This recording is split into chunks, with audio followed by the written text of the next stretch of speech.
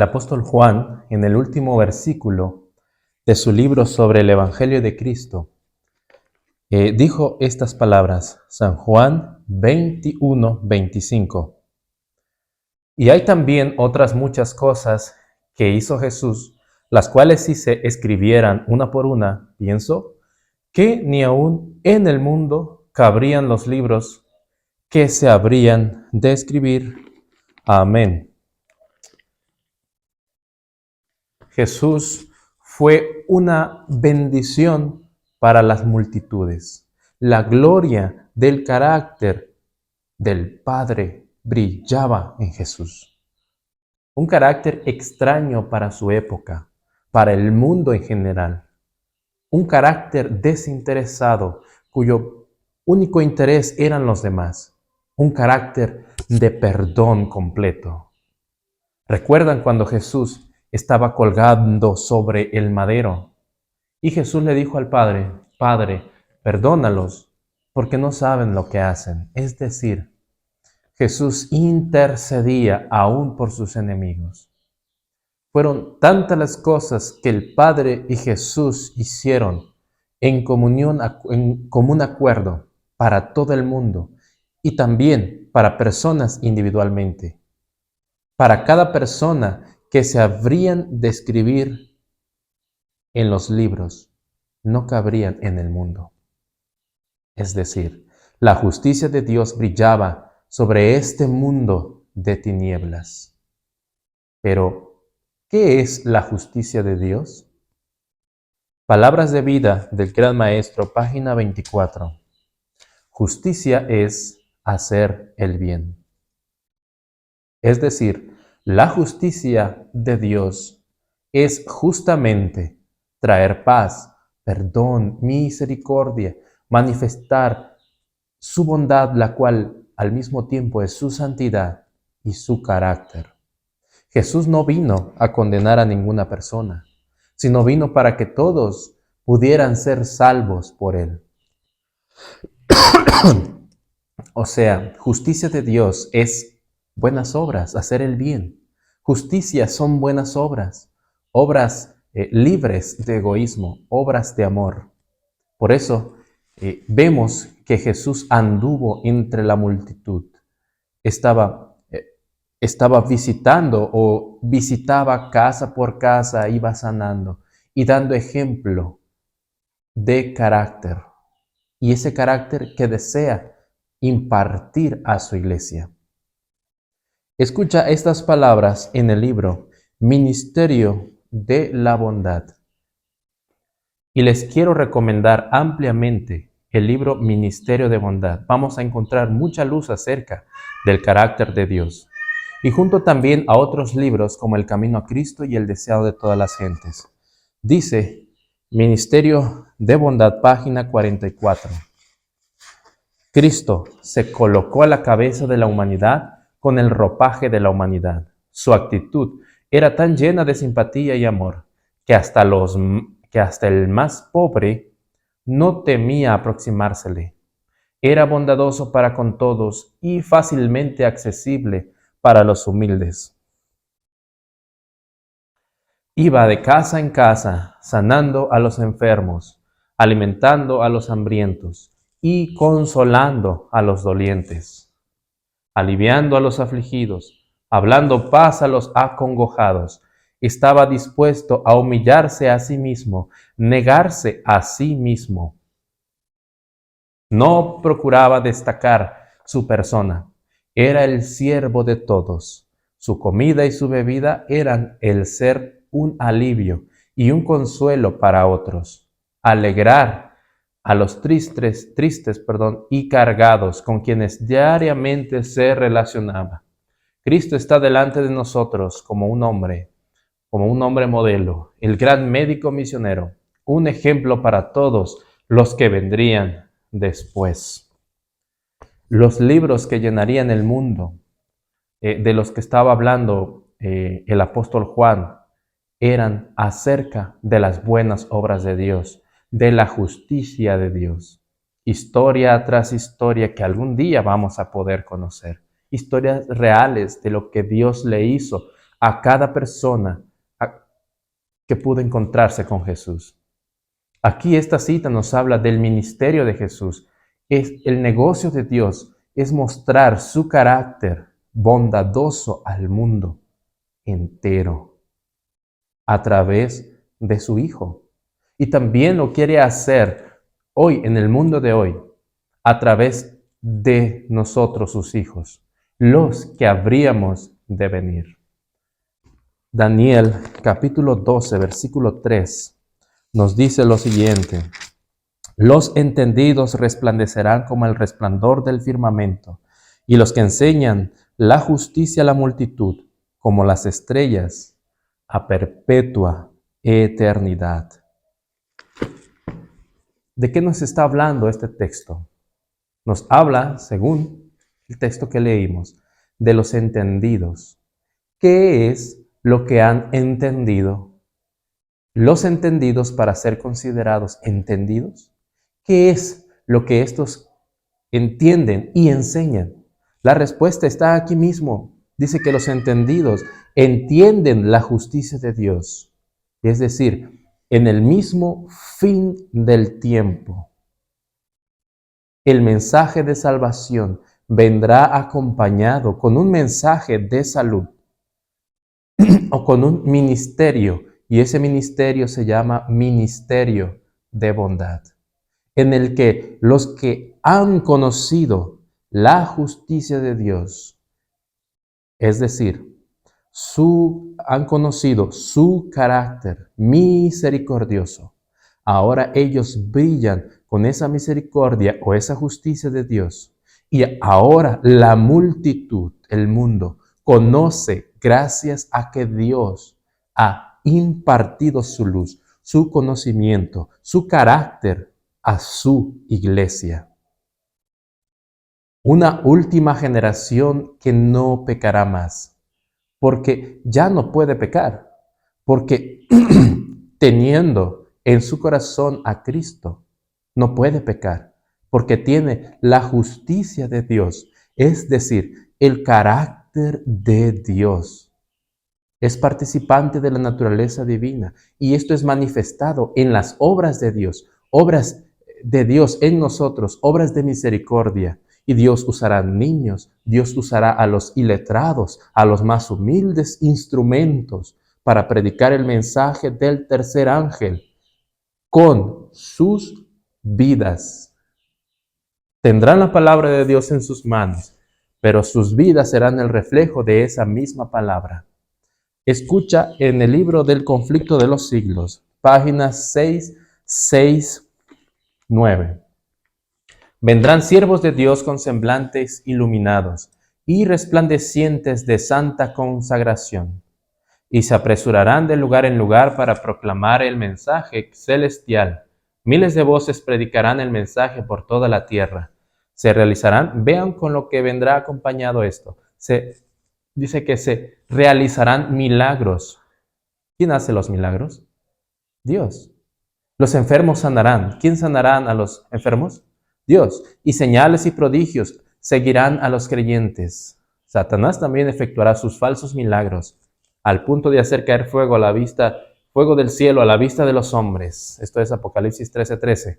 Es así como los habitantes de la tierra tendrán que decidirse en pro o en contra de la verdad. Los habitantes de la tierra no pueden decidir hasta que venga esa luz, hasta que la luz ilumine sus corazones. Podrán rechazar entonces lo que sería tomar la decisión para aceptar o dejar la gracia. En los tiempos más difíciles es cuando en la iglesia militante será separado el trigo y la cizaña. Nosotros no podemos saber quién es trigo y quién es cizaña, porque no es nuestra obra hacer el zarandeo. El zarandeo ocurrirá, y ya está ocurriendo, de hecho, cuando cada persona decida aceptar o rechazar a Cristo en su vida, de acuerdo al tiempo que Dios designa para cada persona. Es decir, se considera cizaña aquellos que han dejado fuera a Cristo de sus vidas, de su casa, y han procurado hacer sus propias obras de salvación, y así sus obras de supuesta bondad hacia los demás. Es engañosa.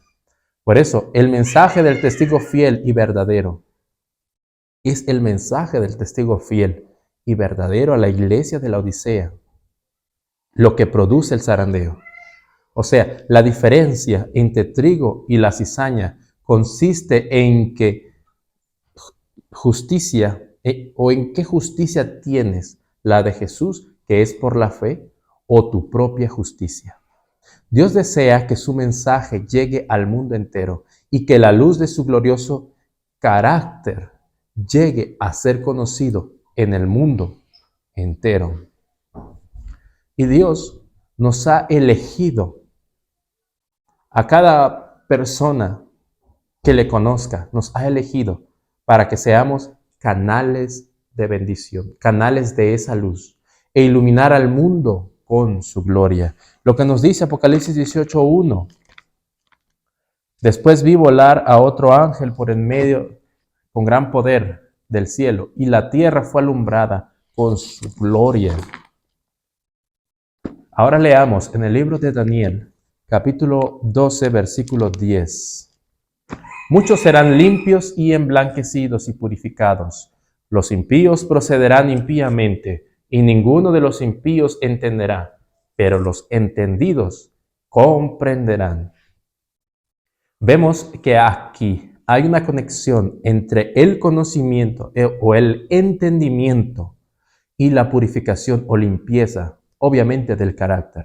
Somos limpios o somos aptos para el cielo, o somos genuinos para el cielo únicamente en el conocimiento de Dios.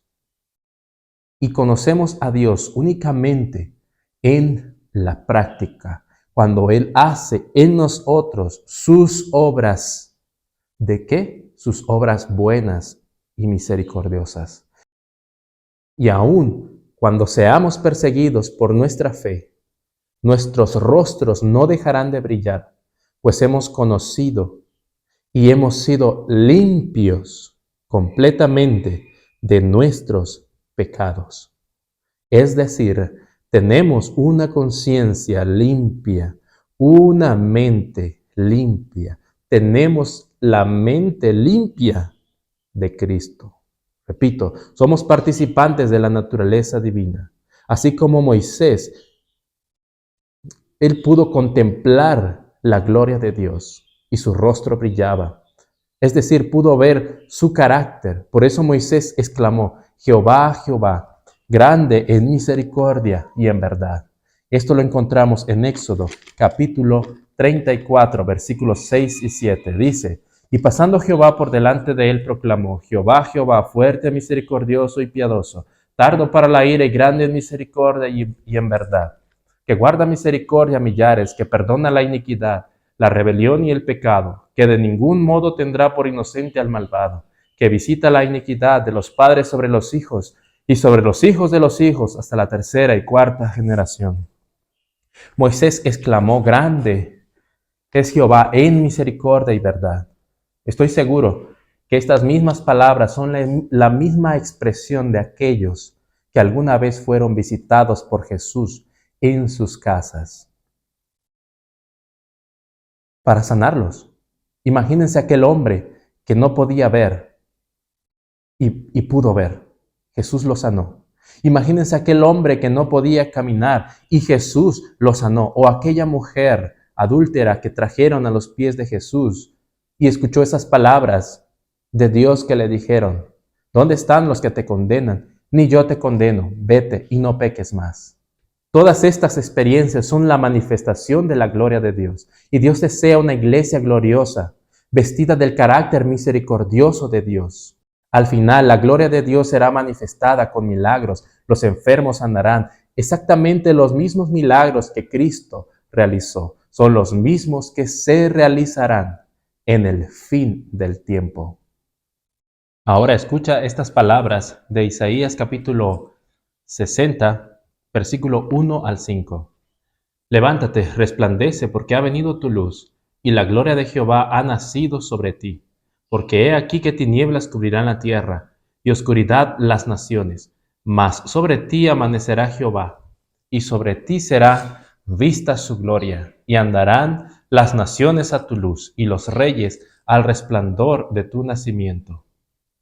Alza tus ojos alrededor y mira, todos estos se han juntado, vinieron a ti, los hijos vendrán de lejos, y tus hijas serán llevadas en brazos. Entonces verás y resplandecerás. Se maravillará y ensanchará tu corazón, porque se haya vuelto a ti la multitud del mar, y las riquezas de las naciones hayan venido a ti. Así es, queridos hermanos, una iglesia triunfante es una iglesia que ha alcanzado el conocimiento en experiencia de Dios. Que te conozcan a ti, el único Dios verdadero, y a Jesucristo, a quien has enviado. Una iglesia que ha pasado de ser una iglesia orgullosa a una iglesia humilde, de una iglesia autosuficiente a una iglesia dependiente de Dios, de una iglesia mixta a una iglesia purificada, de una iglesia pobre a una iglesia llena de la sabiduría y de sabiduría del Altísimo y de sus buenas obras. Una iglesia que es una carta abierta o un libro abierto al universo. Una iglesia que manifestará el clímax del amor de Dios al interceder aún por sus enemigos y perseguidores, que orarán tal como pasó con Esteban. El rostro de Esteban brilló ante los hombres y algunos de los que pudieron verle vieron la gloria de Dios al contemplar su carácter en ese hombre que, a pesar del maltrato, que a pesar de la persecución, y lo trataron mal, a pesar de esto, él estaba intercediendo por sus adversarios. Y allí estaba presente también Saulo de Tarso. Finalizo con estas palabras que se encuentran en 2 de Samuel, capítulo 23, versículo 3 al 4. El Dios de Israel ha dicho, me habló la roca de Israel, habrá un justo que gobierne entre los hombres, que gobierne en el temor de Dios. Será como la luz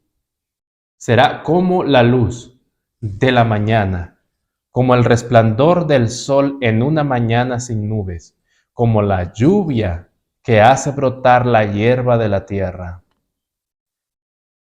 La hierba que brota somos los hombres que hemos nacido de Cristo como la semilla.